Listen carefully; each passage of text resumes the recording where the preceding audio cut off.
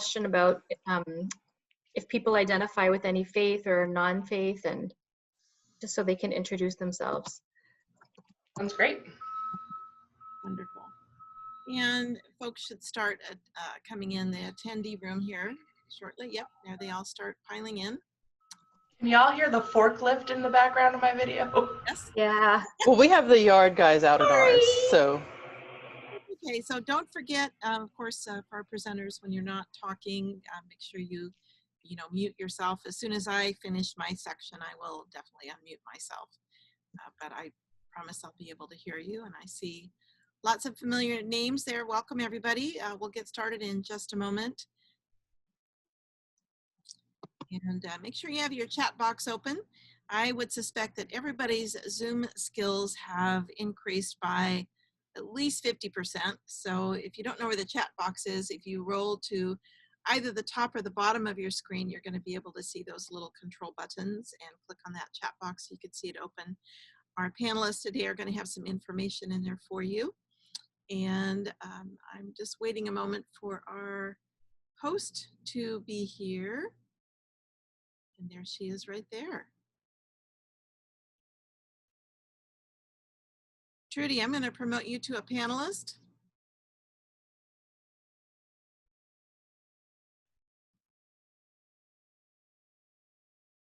And I'm going to unmute you, Trudy. Hello, how are you? Oh, whoop. Hi. Hi, welcome very much. So I will just briefly introduce myself, and I bought a green screen. I'm having fun playing. So welcome from Disney World. I actually live about 12 miles away from there, and I wish you were all there with me, and I was there too. But anyway, I just want to welcome you to today's webinar, and Trudy is going to be our host. She's on the Programs and Advocacy Committee from Alive, and she's going to kick us off. I'm going to go ahead and say bye-bye to my video. And then I will also open up the first PowerPoint so you can do your introduction from here. So Trudy, go ahead and I'll advance the slide. Okay, good. I'm not sure about splitting the screen, and somebody asked about splitting the screen so that more than one screen could show up. Gretchen, are you still there? Yep, I'm here.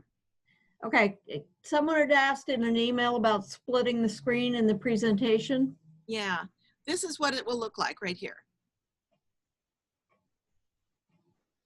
Okay. We're good. Because if there are more slides to put in. Yeah. All right, I see. All right, I see. We've got that figured Yep, out. I got that.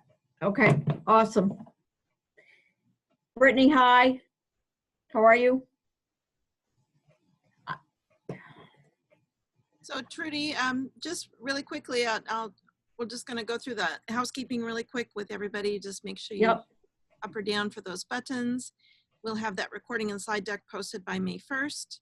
And then we don't have any polls today, but we'll use the chat box today for any questions or comments for the panelists. And after the presentation, there'll be a bunch of announcements for you to read off, Trudy, on another screen. Okay, is that on the final, the fourth screen? Uh-huh. Okay. Then I will let you go ahead and introduce our panelists real quick, and then I will switch over to their presentation. Okay, good enough. I need you to unmute. I mean, you're the host, technically, Gretchen, so you'll need to unmute Brittany and Faiza and Jordania when they're on. Yep, we'll all unmute ourselves when we're ready to speak. Okay, great, even better. Well, welcome and thank you for doing this. And we have 11 people on the call. So, oh my, welcome. I'm Gretchen again. I'm not sure that all the attendees are able to hear us. Has that been switched over?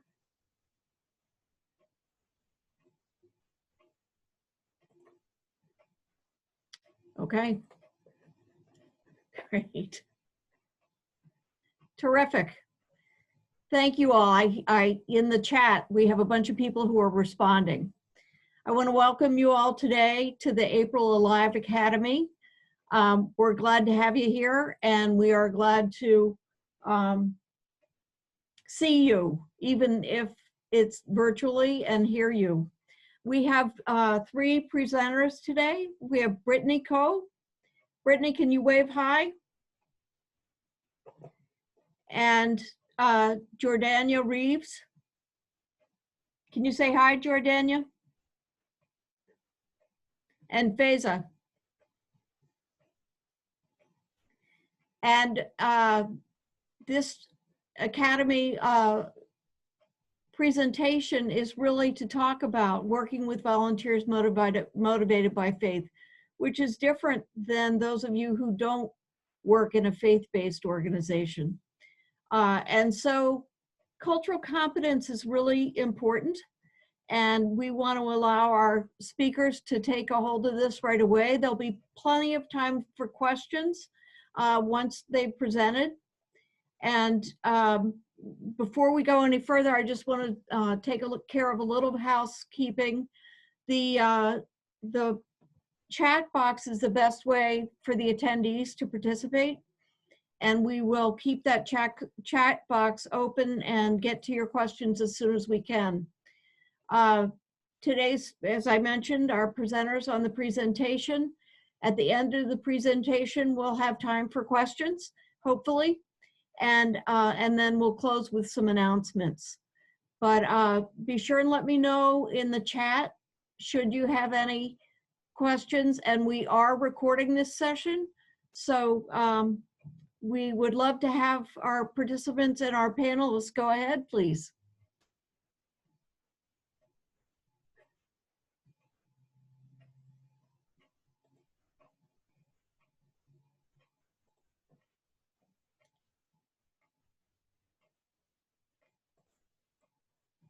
Gretchen, can you unmute our presenters?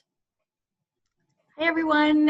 Welcome to today's webinar. My name is Faiza Vanzant. I am so happy to be here today with Jordania and Brittany. And before we get started, we just wanted to welcome you all and just acknowledge the time that we are in right now, where so many of us are working from home. Some of us are not, many of us are. And so we really appreciate you taking the time, creating the space wherever you are to join us. Feel free to participate in a way that is comfortable for you. Jordania, Brittany, and myself will be sharing our video with you, and we'll also be available to talk to you in the chat box. So take a minute right now, if you can, just to locate the chat box in Zoom. If you're not familiar with it, you would just hover your mouse to the bottom of your screen. A menu will pop up. You'll see 3 ellipses on the right-hand side. And if you hover your mouse over it, you'll see the word chat will pop up. So throughout our webinar, if you have questions, if you have comments, please feel free to add them in the chat box, and we'll make sure that we are checking in with you as we go through our presentation.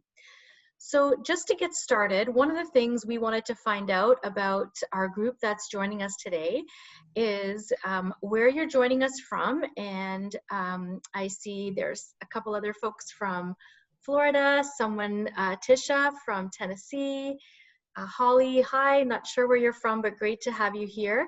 I'm joining you from Toronto, Canada, and Brittany and Jordania will take a minute to introduce themselves later in the webinar as well. And Gretchen also from Florida, and Gretchen identifies as Lutheran. And hey, Krista from Maryland, great to see you too. Trudy, where are you joining us from?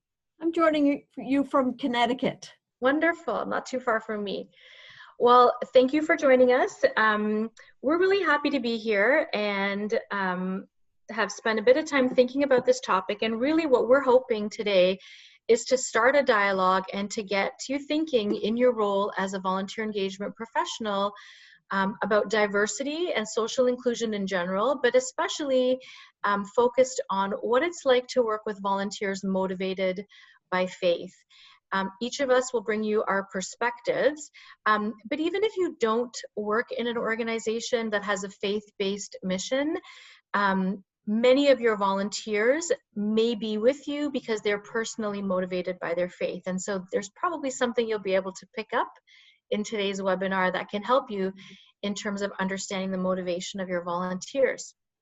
So today what we want to do are three really quick things. We are going to talk about a definition of what diversity is. We're also going to talk about what social inclusion is. Your presenters, Brittany, Jordania, and myself, are going to give you our three perspectives as volunteer engagement professionals. And then Jordania is going to take us through 2 case studies. Hopefully we'll have time to go through them both. And Gretchen, when we get to the case studies, if you can unmute everybody at that time so people can participate, that would be great. Sure will. Thanks, Gretchen. Great, so if you could move on to the next slide, that would be awesome.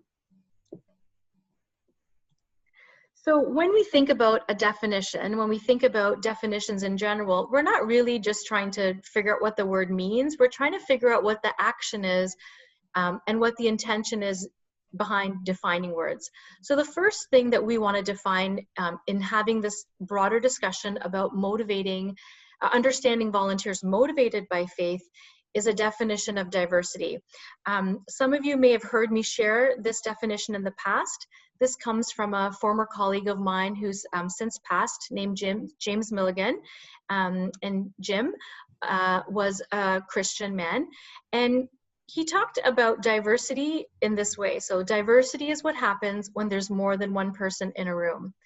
For a lot of organizations and for a lot of systems, when we think about diversity, we think about large groups of people or segments of our population who we categorize in a specific way, and we think about ways in which maybe our systems haven't addressed their needs, ways in which they may have been oppressed, but we're generally, when we generally think about diversity, we're thinking about large groups of people.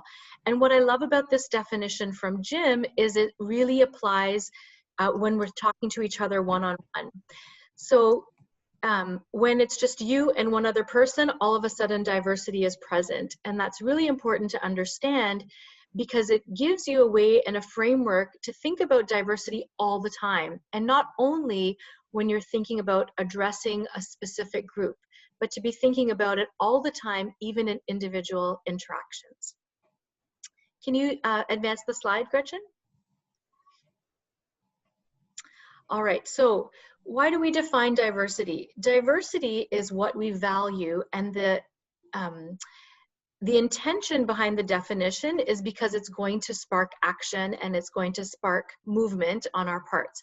So diversity, by defining it, what it moves us to think about is what it means to have an organizational perspective that embraces diversity and regards diversity as a benefit instead of a problem or a threat or something that we have to fix or something that we have to manage. It's present, it's wonderful, and it's an asset. It's not really something that we have to check off our list or something that we have to address at one point in time. It's continuously always on our minds, and it's work that we do every day. There's no end to diversity work.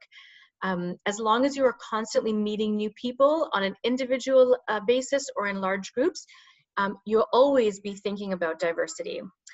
Brittany is going to talk to us a little bit about the visible and invisible differences when we address intersectionality, but defining diversity is really important because it helps us to think about the visible and invisible differences that people bring to our environment and what our responses are to those differences, what our assumptions are to those differences. I will share with you that in this, I'm working from home right now, and I'm in, I don't know, I've lost track of time. I do know that today is Wednesday though. But I'm working from home, and it's really interesting. I have found that I have made a lot of assumptions about my coworkers and the access to technology and the access to space that they might have based on my own assumptions of what it means to be working full time and what I assume that people would have access to. So that's an invisible thing, and that's something that's invisible. But even for me, who's really committed to diversity work, I'm really having to check myself when it comes to class, when it comes to things around access. Diversity also moves us to think about insights and experience, thinking about diversity as an asset, about what people bring to our communities and to our organization that might be different than what we're used to, or than maybe a dominant culture is used to. Diversity is also really, it's about going beyond those tangible qualities of our culture. So it's not about, thinking about diversity is not about having celebrations or wearing ribbons of a certain color, thinking about symbols. It's really about moving beyond that. You know, that kind of practice of diversity is usually really early in your practice of diversity and social inclusion, but it's really moving beyond that and always being open to and always being ready to think about celebrations, think about policies, practices in a much broader way, and not assuming that you have all the answers or that the experience that you have will help you with the experience that you have will present and help you to create the solutions that are needed. So just to sort of wrap up that definition of diversity, it's really more about what is valued. And if you think about diversity in that way, you'll think about it as something that's valued. Thanks, Gretchen. If you could move on. All right, so moving on from diversity, what's really important sort of, if you're thinking of it in a continuum and if you're thinking of it as moving forward, is to define what social inclusion is. Gretchen, so I don't know if somebody's mouse is like moving across the screen a lot. I just wanted to point that out. So social inclusion ensures, so if you're thinking first about, oh, you're having a lens of diversity on the work that we're doing, what social inclusion is acting on that, right? So it's acting and saying, I'm going to act on the value of diversity. And so what you're then going to do is make sure that diverse communities share in power, can give voice effectively to their issues, and are involved in decision-making processes. You want to make sure diverse communities have fair access to information and services. So a really big way, a way that I try to explain this in the easiest way possible, and some of you may have heard me do this as well, is if you think about that movie Field of Dreams, and there's a very popular line in that movie where they say, if you build it, they will come. I don't agree with that when it comes to diversity or social inclusion. You know, my thinking is, if you build it, then only the people you build it for will come. And so when you're thinking about building and when you're thinking about design, if you are including diverse communities, if you're including the population you serve, if you're including the population and the diverse communities that are represented in your membership, in your client base, in your staff base, in your volunteer base specifically, that is who will show up. So if you're considering lots of different perspectives, that's who's going to show up, and that's who you're going to be able, those are the people whose needs you're going to be able to meet. And that is social inclusion in practice. Gretchen, next. So the definition of social inclusion moves us to think about what does it mean to not only be diverse, so to have diversity present, but then to act on that and to be socially inclusive. What does it mean to foster those environments, maintain those environments, sustain those environments? What does it mean to think about what are the barriers that exist within our organization? I can speak from my experience. I work at the YMCA of Greater Toronto. We work with a lot of families that are living close to and under the poverty line. But when we look at our volunteer base doesn't reflect who our population is. And so we know we have a lot of work in making sure that volunteers who are on the front line delivering programs and services have an understanding of the experience of our members and of our clients in the community that we serve. So thinking about what are the barriers to accessing volunteer, for example, for a community or for a person that's living in poverty. It also means that we create, if we're thinking about social inclusion, that we think about an environment where people can give voice to their issues, and how do they share power in your organization. You want to think about this especially when it comes to your volunteers, because you want to understand how your volunteers are experiencing their own expression of themselves, and you know, and what does that look like when it comes to being presented with the members that you're serving, with the staff that you're working with as well. So social inclusion is really putting that value of diversity into action. All right, Gretchen, next slide. So I just want to check in. We're going to do a quick video, and just hold off for 1 second, Gretchen, but I just want to check in before we go to the video, just in the chat box, if anyone has any questions about our objectives or our definitions so far. I'll just give you a minute to pop that in the chat box. And also say welcome to Krista from Maryland, Teresa from Iowa, Rebecca from Columbus. Welcome all of you. Okay, doesn't look like anyone has any questions so far. So Gretchen, if you wouldn't mind pressing play on that video. I want you to watch this video and then we'll talk about it afterwards, but enjoy.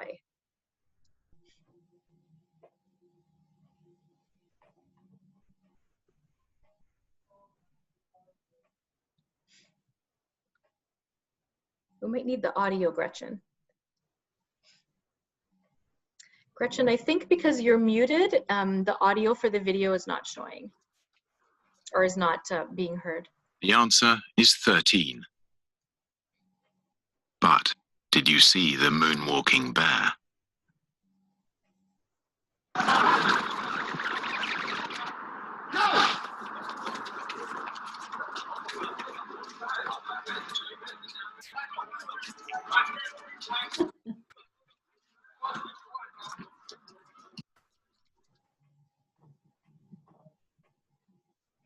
Thanks, Gretchen. So this is actually an ad for an awareness campaign, which is really about watching out for cyclists. And the message was, if you're not looking for something, you will definitely miss it. I saw this ad and it just really, like the light bulbs went off for me, because it's very important for cyclists, yes, but it also really rang true for me when it comes to issues around diversity, equity, and inclusion.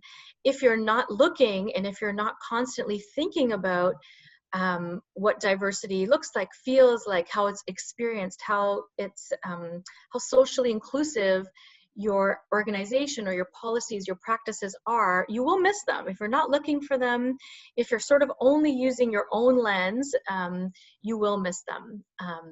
So it's really, really, really important to be aware of what your own lens, what your own biases are, what your own experiences are, and to take into account where you might need to bring other people in to sort of broaden that. So with that, I'm going to turn it over to Brittany, and if Gretchen, if you could unmute Brittany, she's going to take it from here.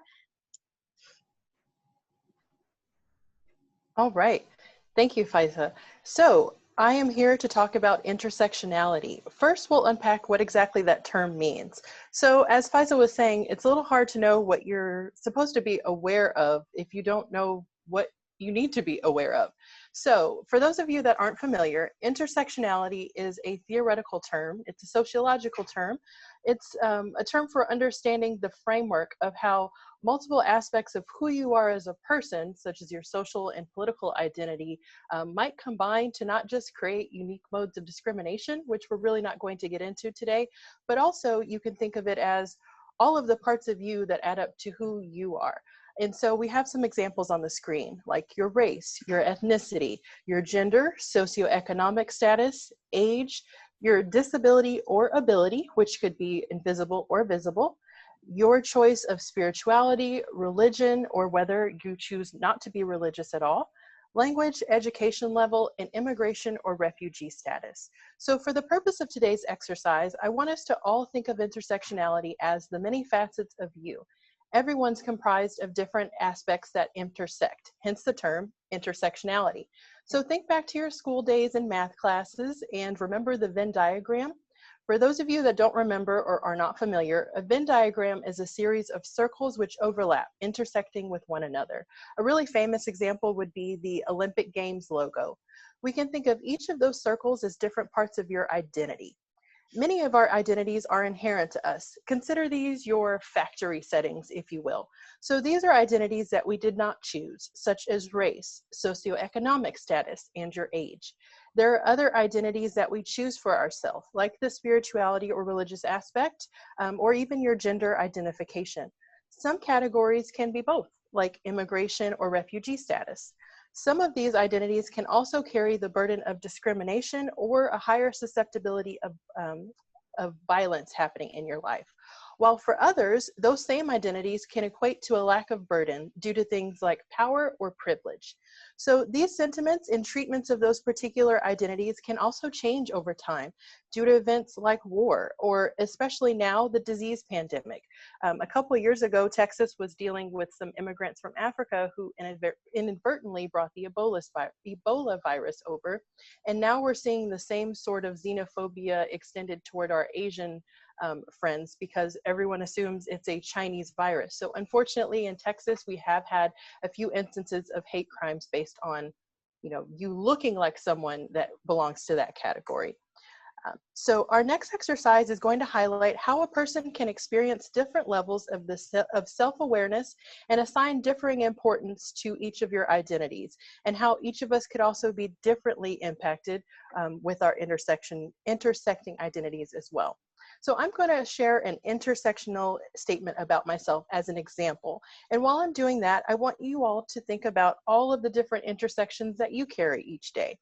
I'm then going to read a few prompts that you can answer in the chat box if you feel comfortable. And you can also feel comfortable, if you do, to share your intersectional statement in the chat box as well. Does anyone have any questions before I move on? All right, I'm not seeing any, so I'm going to go ahead and move forward. So my Brittany intersectional statement: I am a cisgendered female university graduate. For those of you that may be unfamiliar with the term cisgendered, that is a term for someone whose gender identity, meaning how you dress and present yourself on the outside, matches the sex that they were assigned on their birth certificate at birth. I'm also a woman of color, a descendant of enslaved Africans, a Jew living in the diaspora, and a social activist from a working background. Some of my invisible intersections are also that I am a wife, but not a mother. So I'm going to read some of these prompts, starting with: the part of my identity that I am most aware of on a daily basis is. If you're comfortable, please put your answer in the chat box. Next statement: the part of my identity that I am least aware of on a daily basis is. The part of my identity that was most emphasized or important in my family growing up was. The part of my identity that I wish I knew more about is. The part of my identity that makes me feel discriminated against is. The part of my identity that provides me the most privilege is. The part of my identity that I believe is most misunderstood by others is. And lastly, the part of my identity that I feel is difficult to discuss with others who identify differently is. So I see in the chat box a lot of people put that they were most aware of gender and race. Jordania had an excellent one, which is invisible, which you are a working mother. And also Faiza just shared that her most misunderstood identity is her religion. So you can see that a few identities are visible. For instance, you can look at me and instantly know I'm a woman of color. Other identities are not so immediately evident, like you may not have looked at me and assumed that I was Jewish, or that I'm a social activist, or that you know what my education level was prior to me opening my mouth and saying anything, or even my parental status. Many people still assume that if you're married, that comes with kids.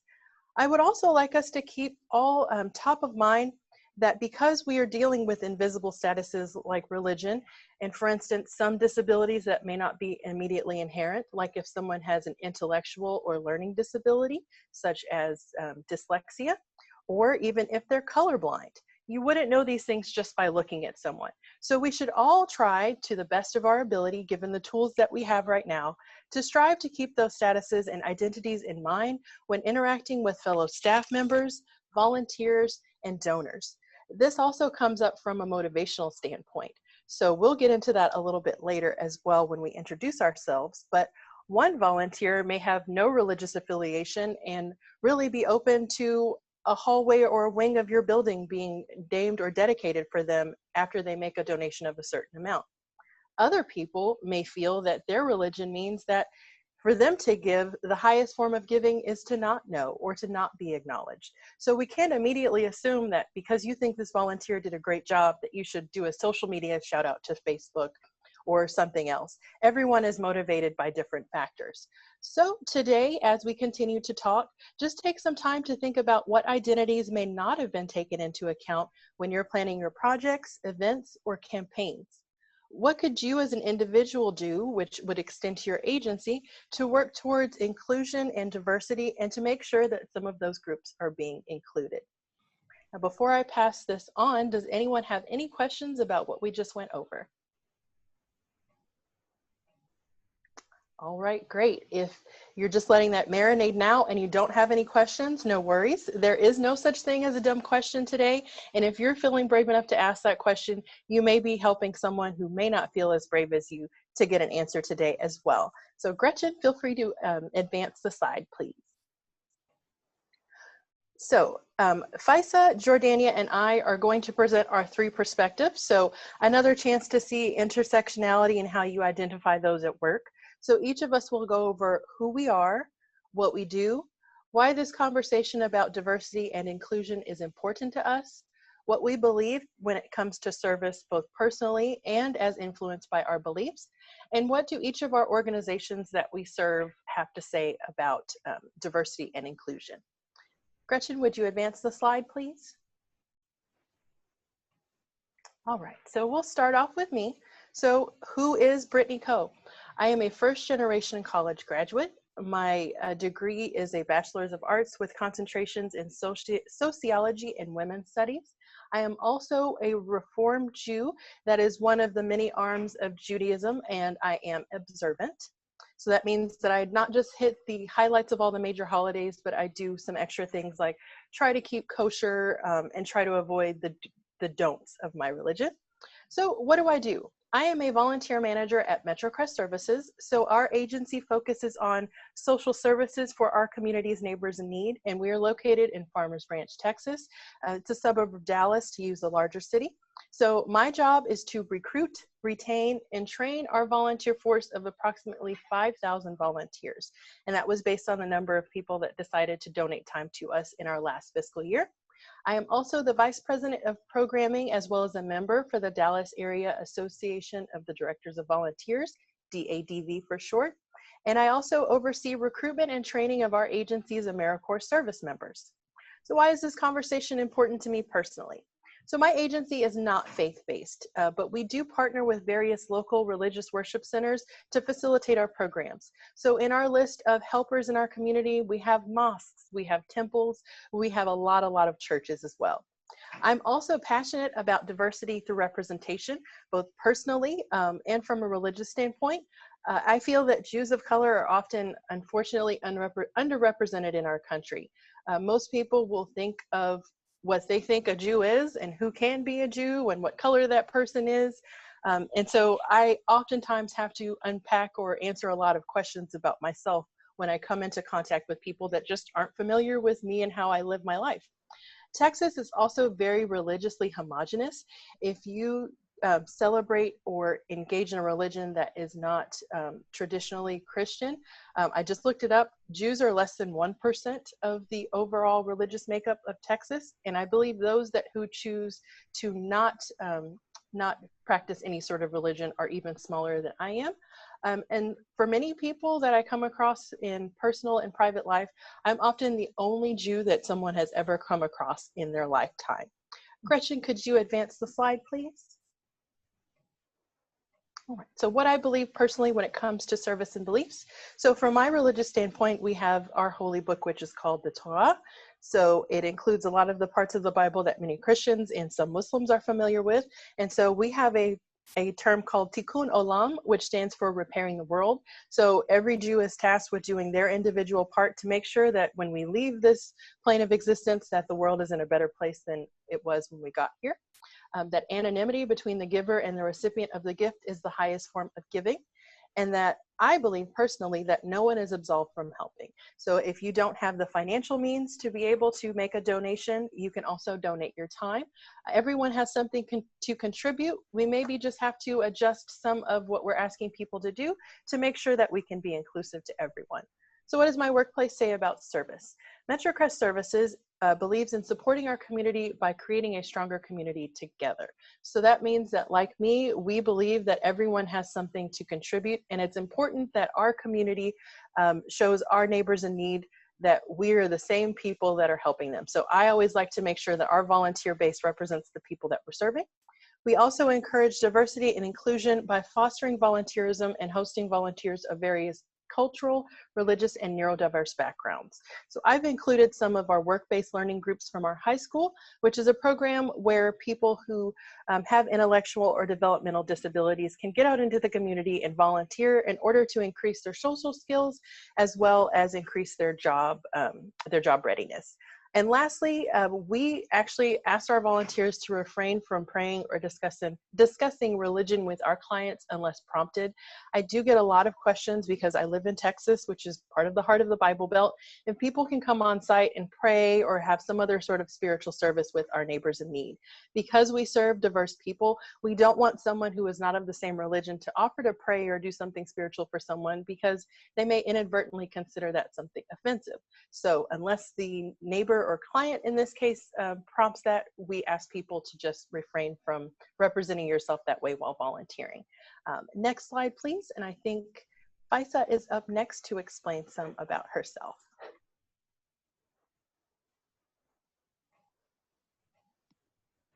Great. So as I said, my name is Faisa Venzant. I'm a first-generation Canadian. So my parents immigrated to Canada from Uganda in 1972. And then I was born here 6 years later. I'm a mom of 2 boys, 3 and 4. And I also grew up in the Ismaili Muslim tradition. So I am a Muslim, and the Ismaili sect is a very tiny, tiny, tiny sect, a tiny denomination of Islam. And often people don't know that similar to other faiths, Islam is one that has many different denominations. And so the denomination I am is Ismaili. I'm a children's book author, and I am a CVA, and am a university educated as well. I work as the general manager for volunteer development at the YMCA of Greater Toronto. I am also very involved in our profession, in our volunteer engagement profession. So this conversation is important to me personally because as a young person, it was actually my faith that introduced me to the concept of volunteering. So from a very, very young age, when I was in diapers, and if we ever meet in person, I'd love to tell you that story. But I basically started volunteering as a baby and grew up in the tradition of always volunteering, always seeing my parents volunteer. So this career for me is also just very much an extension and a way of me practicing my values and practicing my faith. I am passionate about diversity, equity, and social inclusion. I'm often the only woman of color when I'm interacting with others in our sector, which is so wonderful to have Brittany on the call today. And a lot of what she says really resonates with my experience growing up, and sometimes feeling like a single voice or exotic or other, and having to really explain who I am. Where I live in Toronto, it's very diverse, and I don't often have to have those conversations. But when I travel to the US, I'm often asked if I'm Hispanic. When I talk about being South Asian, people aren't sure what that means.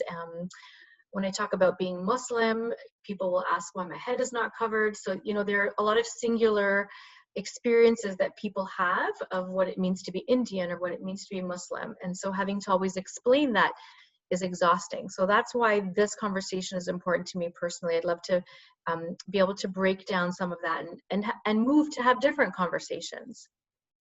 Next slide, please, Gretchen. So what I believe when it comes to service personally, and my belief, growing up Muslim, service is really underpinned in a lot of our scripture. So similar to what Brittany was talking about in the Jewish faith, it's not necessarily a prescription in Islam, but it's definitely an underpinning. It is in all of our scripture. It is in all of the oral tradition that we have as well. Historically, service has been tied to governance when there were Islamic dynasties that ruled parts of the world. Service and your faith were very intertwined, and so you would express your faith by joining the military. There would be acts of sacrifice. At times of history where Muslims were heavily persecuted, you would volunteer to fight back against that. So it's very much ingrained in our faith. And Ismaili Muslims, especially being a very small denomination for many, many centuries, had to practice in hiding. And were a group of Muslims that other Muslims tried to eradicate. So the other thing about service is that in the expression of Islam that I practice in Ismailism, it's done anonymously. So we have a saying of work no words. And so you don't broadcast your volunteerism. You're not aspiring to track your hours, to talk about your service. You really keep it personal and private, and you don't boast about it. This sort of practice can be very insular, and so what happens is you practice your faith, you volunteer, mostly within your own community, and it can be very insular, and it can mean that the practice of volunteerism isn't very equitable and that there isn't a lot of social inclusion. So volunteering outside of my faith was really opened me up to how different people give and why they give and what their motivations are. And that was a huge lessons for me to learn as a volunteer engagement professional. So especially when we think about the volunteer cycle, when it comes to motivation and recognition, I had a lot of work to do in that area, unpacking my own experience. So what does the YMCA say about service? The YMCA, so the acronym is the Young Men's Christian Association, is rooted in Protestant values and really grew to welcome other churches, so anyone else expressing the Christian faith. So now that Christian aspect looks very different depending on where you are. So in the US, for example, the YMCA has been rebranded to the Y. That's the same as in Canada. So we've kind of tried to put aside, not really run from our history, but not really focus so much on the MCA part of what we do, because it's not necessarily how our work has evolved. In the Greater Toronto Area, the GTA where I am, there's absolutely no focus on religion. But if you were to go to a Y or a YMCA, for example, in Alabama, you might be doing a yoga class, and I've been to a Y in Alabama and taken a class, and there would be scripture on the wall, Christian scripture on the wall, as you're working out. So the expression of faith amongst YMCAs looks really different. I am really fortunate that the CEO of my YMCA is actually the first Muslim CEO of a YMCA anywhere in the world, even within a Muslim country. When he became our CEO 10 years ago, there was quite an uproar in the YMCA community. There were CEOs and executives from other countries and other cities that didn't think it was okay to have a Muslim at the head of a YMCA. And he's had to battle with that and has been very transparent and very open about what that's been like for him. I also attend YMCA events internationally and in North America, and it throws me for a loop sometimes when at a mealtime there'll be a prayer offered before, which is not something that I'm used to in the workplace.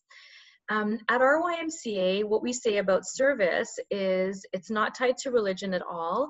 And when we work with volunteers, what we're really wondering is, where are volunteers in their volunteer career and how can we help them? So we don't think of volunteerism as a way to express your faith or as a way to express your values. It's more so, what can you get out of it? What can we do to help you use your volunteer experience to further yourself in your career, in your studies, in your community, as a newcomer to the country, whatever it is that you're trying to achieve, which is very different than a lot of places that I've worked in volunteer engagement in the past.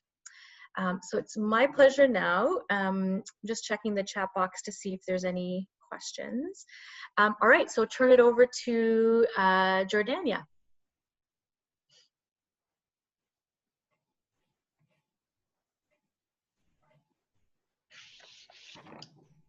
Okay. Hello, I am Jordania Reeves, and I am a mother of a very sweet little girl who is 3 years old. I am also an Army wife. I practice photography on the side. I have a Bachelor's of Arts in Business Administration with a minor in Urban Missions. From Southern Nazarene University, and I'm an agnostic atheist. For those of you that are not familiar with the term agnostic atheist, I hold the view that the existence of a deity cannot be proven or disproven, but I personally lean towards the idea of there not being one. Agnostic is a term based on the knowledge, and atheist is based on the belief. I am also a volunteer supervisor for the Salvation Army. I work at the Carpy Collins Social Service Center in Dallas, Texas, and I recruit volunteers. I train them and I facilitate them. I have about 12,000 volunteers who come through my facility every year, and those are individuals and groups of volunteers at our center. I am the president of the Dallas Association of Directors of Volunteers. Me and Brittany work on that together with a great group of folks. I'm also a member of DADV and a member of Alive. This conversation is very important to me because I work for an organization whose mission that I believe in, but doctrine I fundamentally don't. And this conversation is also important to me as an agnostic atheist because 26% of Americans and 29% of Canadians identify as being non-religious. And even though those stats are pretty high for folks that consider themselves in that realm, often when I share my beliefs, I am regarded as a devil-worshipping baby eater. That's typically a response I've gotten quite a few times when I've shared my faith. So I just usually don't talk a lot about it, especially working in a, I don't talk a lot about it at work because I do work for a Christian organization, and I love the Salvation Army and what they do, and I don't want those that I'm working with to have a skewed perspective of why I'm here and why I'm doing what I'm doing. And I honestly don't want to have to explain those personal things about me in my workplace. So I often don't talk about it. If we could go to the next slide. So my personal beliefs, I believe that every individual has an inherent worth and dignity. I believe in justice, equality, and compassion, and I have a respect for the interdependent web that we all exist in. I serve because I want to live in the best possible world, and I believe if everyone serves, we would. So the Salvation Army is part of the Universal Christian Church. It is a church itself. Its mission is to preach the gospel of Jesus Christ and to meet people's need in his name without discrimination. The model of the Salvation Army is to identify areas of need in areas around the world. It is a global organization. And to create programs to go in and meet those needs.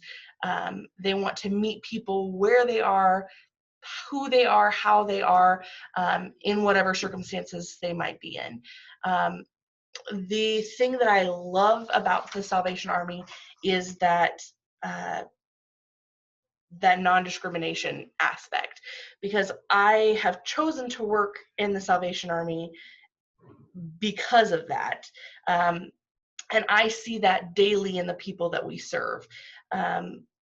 Regardless of their background, regardless of their faith, they are served in the way that they need, and they are served with the things that they need.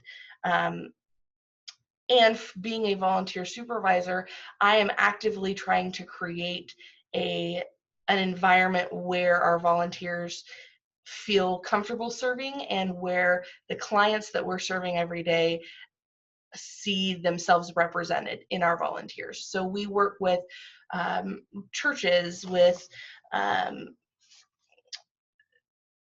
community organizations, as all of you mentioned, all the organizations that you work with, we just try to create a very diverse environment for them to serve in.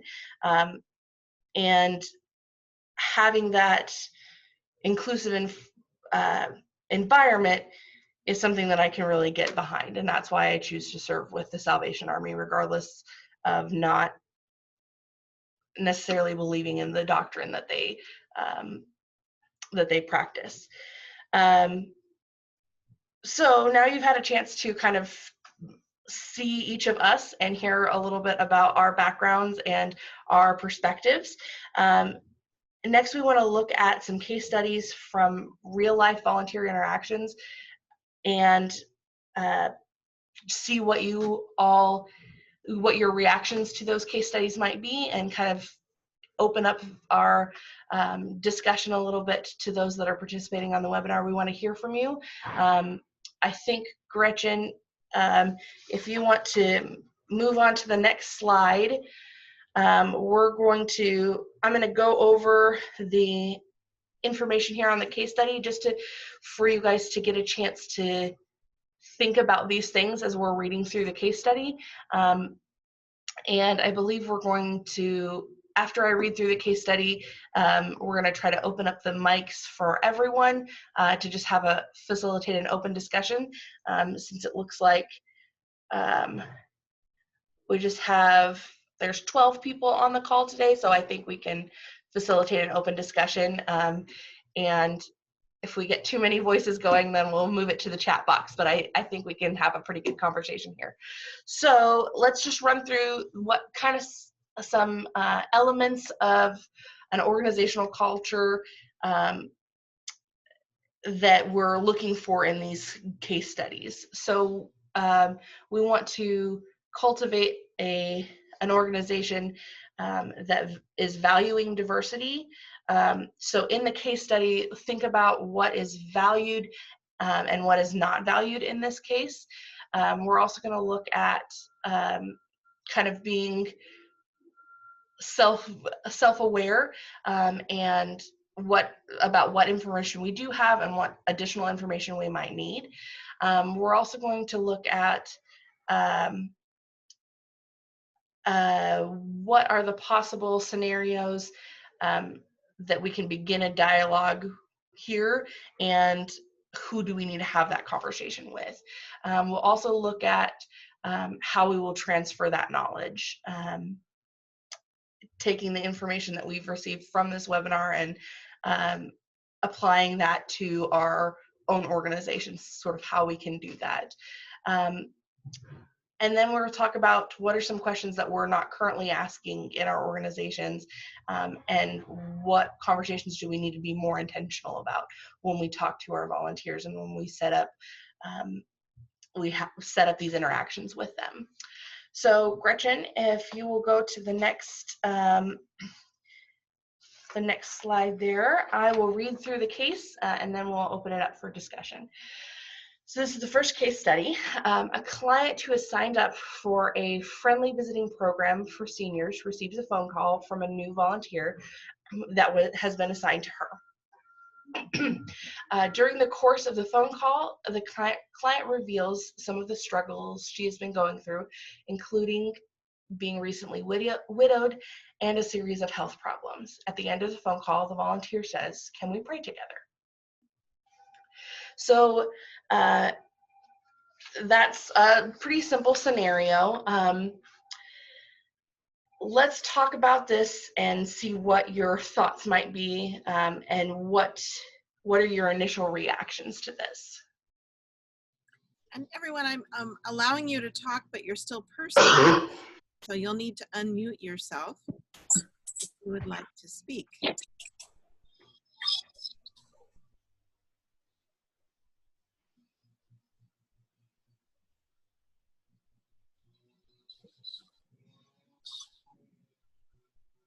So I'm going to go through and unmute folks. Yeah. Jan, hello. I see that you and Holly, you both have your mics open. Did you want to say something?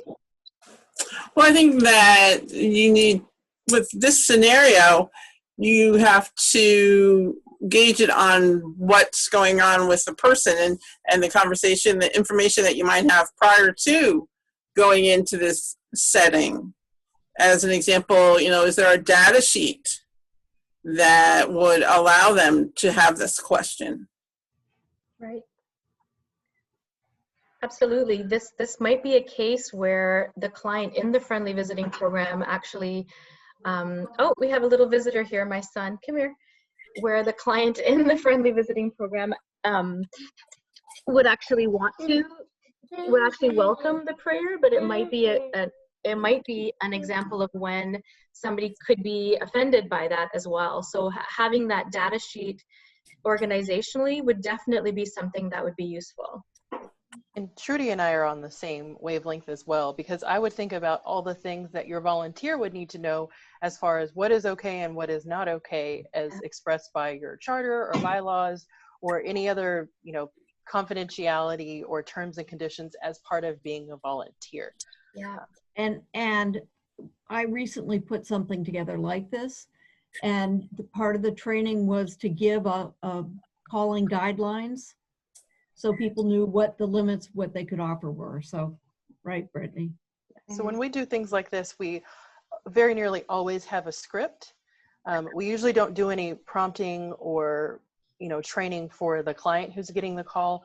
We just want to make sure that the volunteer is as professional and nice as possible, because when you're asking someone to call you or do anything on your behalf, you've instantly deputized that person and they are now representing your organization for better or for worse. Yes, absolutely.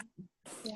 Well, and one thing that Brittany mentioned earlier is you set up that expectation for your volunteers ahead of time, letting them know you are not a faith-based organization, and this is not something that you don't promote that in your organization.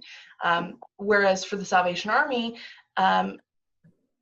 we don't give a lot of those guidelines, because we also have the understanding as a global organization that it's right there in our name. We're the Salvation Army. So when you're getting a call from a volunteer from the Salvation Army, that expectation is kind of already set up in who we are and in the name of our organization, and that's intentional. So it may vary depending on your organization, but you also have to train your volunteers to be sensitive to that when they do get pushback from that, since everyone is not in the same bubble that they might be coming from. Does anyone else have any questions out there? Either put them in the chat, or I think we've all been unmuted. Yes, everyone is able to unmute themselves if they would like to say something else. There's a lot to put in here. And we're Great. getting up on the hour, so we'll probably go about 5 minutes over. I just want to make sure that's okay with our presenters and let our attendees know we'll be just going a little over. All right, great. Well, I think we should move on to the next case study. Just wanted to say that that case study actually was from the YMCA, and the backlash from that was actually that the senior that received the call was actually somebody who had been who'd had to leave their country because of their religion and had sought status in Canada. And so it was actually very traumatic when the person said, "Can we pray together?" Wow. And so I think you can have all your policies, you can have things in place, but when something happens, how you react to it and the lens of equity and inclusion that you put on when you're reacting to it is also really important. So acknowledging that faith is important to the volunteer in that situation, and that is a trigger for the client in that situation, both are valid and both are important. Okay, so for this next one, I'm just going to read through the case study, and we have one more slide that we want to get to, and I do want to be respectful of your time.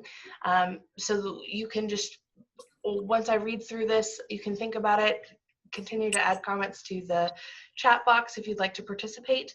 And you can also, we'll be putting our contact information in the chat box at the end of this webinar. You can reach back out to us and continue to talk to us and continue these conversations as well. So for this case study, a staff member has been cultivating a potential donor and has told them about the organization's activities for youth, outreach to families, and the scope of the organization's policies for respecting diversity, and the donor is very interested. The donor is a devout Muslim and believes in giving to a worthwhile charity as part of their spiritual life and practice. The staff person now switches focus and starts to explain in detail all of the ways that this potential donor will be recognized according to the level and direction of their donation. Their name will go on the donor wall. They'll be listed in the annual report. They'll receive a personal letter of thanks. And if the donation is large enough, the donor will even be offered a special tour and a visit with the CEO.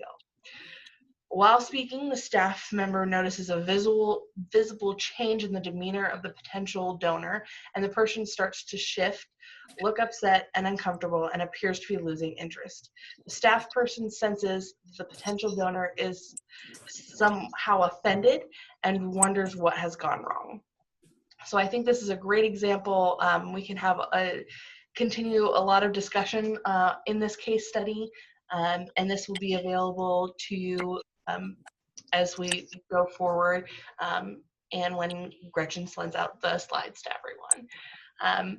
So Gretchen, if you want to go to the next slide there, just to kind of wrap up for us.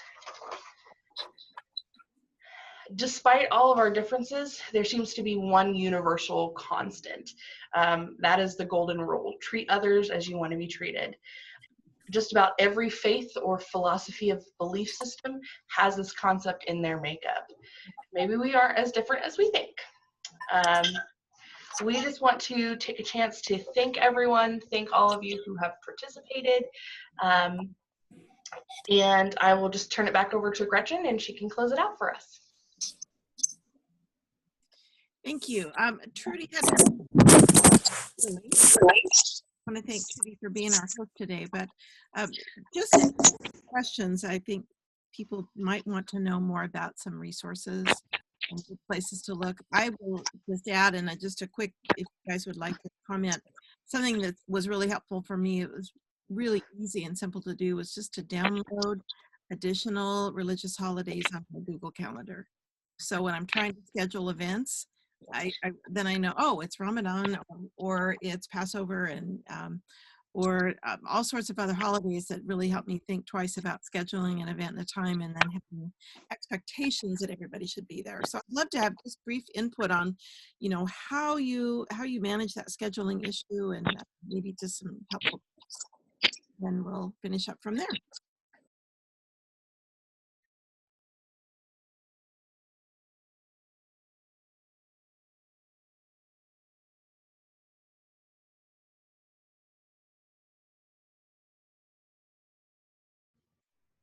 Were you asking a question, Gretchen, or? Oh, Gretchen's muted too. I just wondered if the panelists had any input on that, and just, scheduling, because that always seems to be a problem. I would say yes. So one of the things that can make it difficult for people of the Jewish faith is, to most of the world, there's a concept of a weekend. So most people's weekend begins at 5 o'clock on Saturday and ends sometime on Sunday. Well, sundown from Friday night to Saturday night is considered Shabbat for me, so that's my Sabbath. And so sometimes it can be a little bit annoying if I have to work an event and it's on a Saturday or Sunday, and someone really didn't take the time to know, oh, it's High Holy Day season for people of XYZ faith. And so I don't ever want to put people in a situation where they have to compromise how they choose to express their faith in their daily life and what they have to do for work. Another prime example, and then I'll let one of my colleagues jump in here, is when you offer food. Sometimes that's something that people really don't think about. But for me, there's a lot of different things that go into what is considered safe for me to eat and what is not considered safe to eat. So if you're going to have an event and say free food, I would highly recommend that you put what that food is. I've been in many situations where it's like, we'll give you lunch. Well, lunch is a hot dog, which is pork, which is off of the realm of my possibility. So now I'm hungry and have to watch everyone else eat this food that I can't eat. And if someone had just taken the time to let me know what that was, I could have prepared by bringing my own meal. So just from personal perspective there. I think it's really important in anything that you do to recognize what your own blind spots are. We're often in our role under-resourced, understaffed, we're wearing many hats. And so what I would say is get yourself a committee, get yourself people who are helping you to organize, who are helping you to plan, and people who don't look like you, act like you, think like you. Be really intentional. I think in our field especially, we are missing the male perspective all the time. We miss the perspective of a working father a lot, because the last Volunteer Management Progress Report, I believe, that Toby Johnson did, our profession is 97% female and white.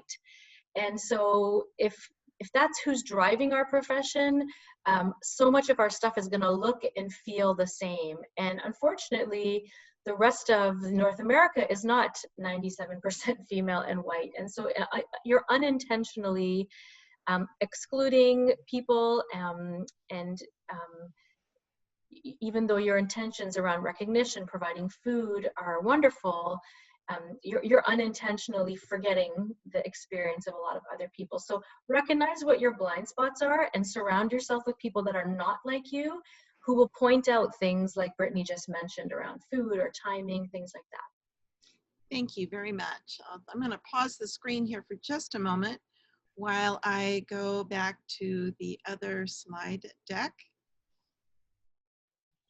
Thank you, Krista. Let's monetize that. She said, put it on a t-shirt. Let's do it. Yeah, absolutely.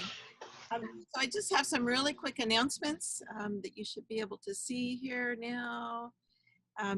We've got a triple header of Alive Academies in May. And just watch your calendar, and we'll be sending out a special email for all of those. And there are opportunities open for people to also present at a future webinar. Oh, let's see, I gotta pull my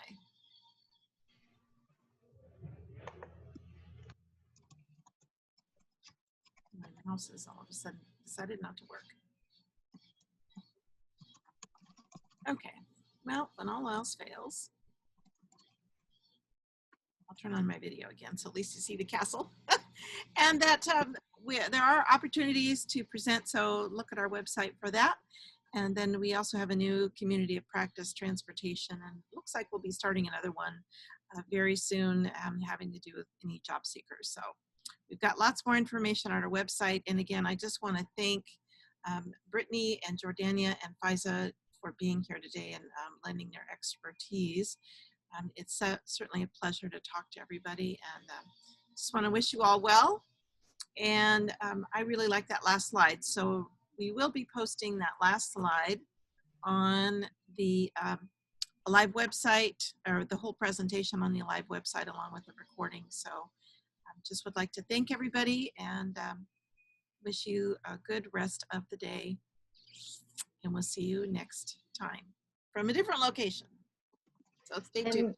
We've just put our contact information in the chat box. So if anyone wants to connect with any of us after today, please check the chat box, and we've left you our email addresses. And this is an ongoing conversation. Like we said, there's no end to this work. And so we are all here if you'd want to continue this discussion in any shape or form. That's how we'll make a difference in this type of work that we do. Absolutely. Thank you, everybody, and I will end the broadcast from here, and just want to thank everybody for being here today. And I'm going to ask my panelists to stay tuned, and We'll talk soon.